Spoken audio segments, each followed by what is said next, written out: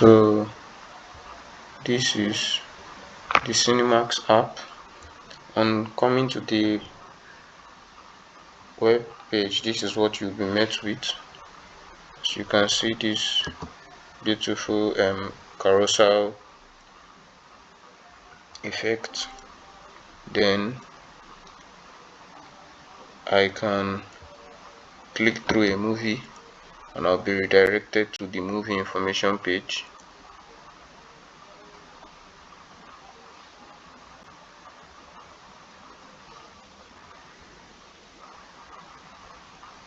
So this is the movie information page.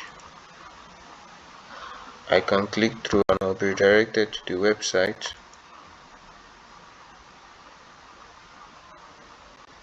You have the IMDb link and many much more.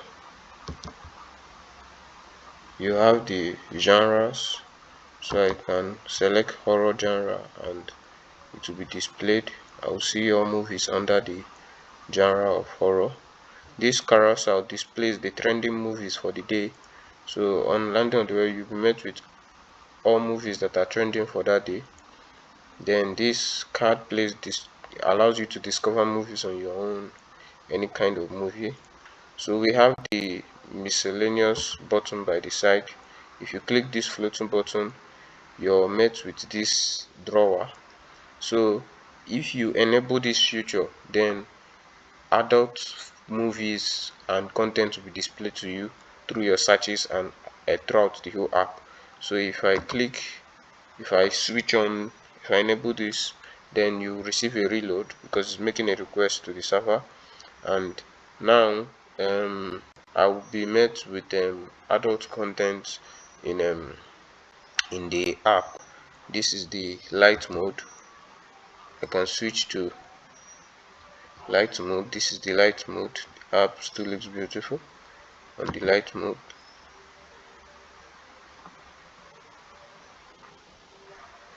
But personally I prefer the dark mode. So let me switch it back to the dark mode.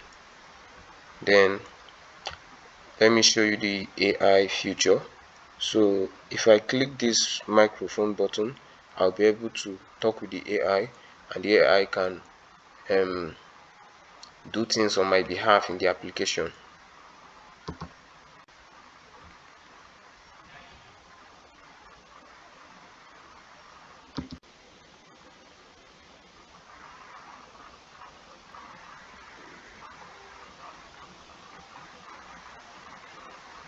So what can I do here?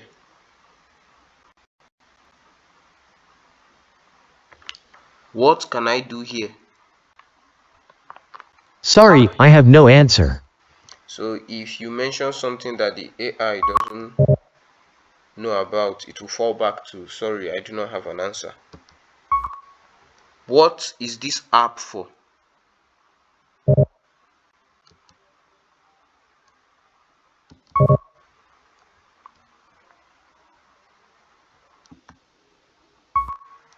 What does this app do?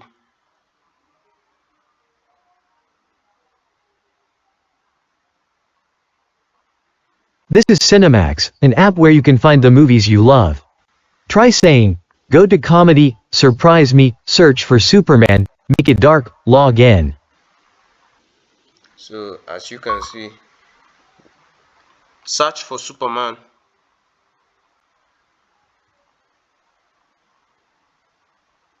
Searching for Superman.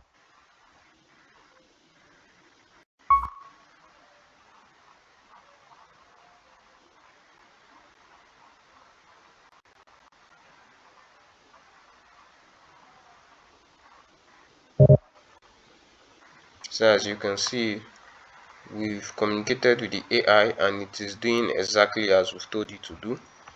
If you give it a prompt that it is not already trained with, it will fall back to I do not have a response. But as you can see, I said search for Superman and you are seeing Superman results here, and I told it what can I do here and it gave me a response. So let me tell it to make the app to log me in. Let's try logging me in because I'm not yet logged in. As you can see here I'm not yet logged in. So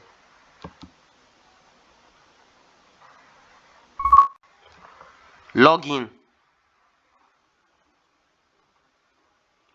login. Logging you in, you will be redirected. So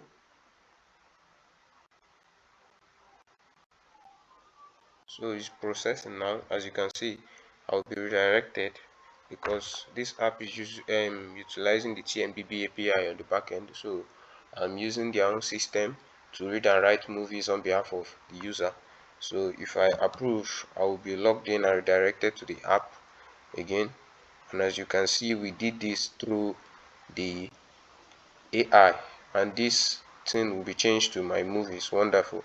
So if I click through to the user's profile, I will see all the movies the user has favorited and added to the watch list.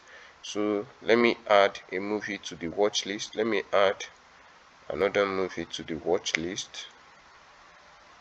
Let me go back and add a movie to my watch list, so you can see it will appear here. So let's say I want to add Despicable Me to my watch list. So you'll see, let me add it to watch list. Okay, it changes to watch listed. Now let me go to my profile, and you can see Despicable Me has been added to my profile. I can click through to any movie that I've watch listed and I can see it. If I click on the trailer, the YouTube trailer iframe pops up and I can watch a trailer of the movie.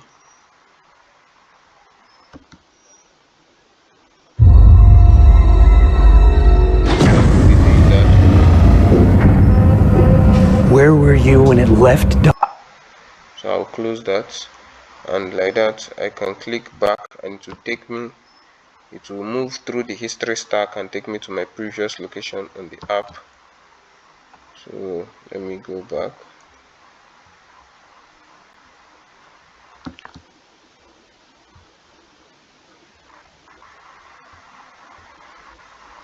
Oh, my previous location is watching this movie. That is why it is displaying like that. So I can choose to log out, but I'll remain logged in, so we can look at upcoming movies.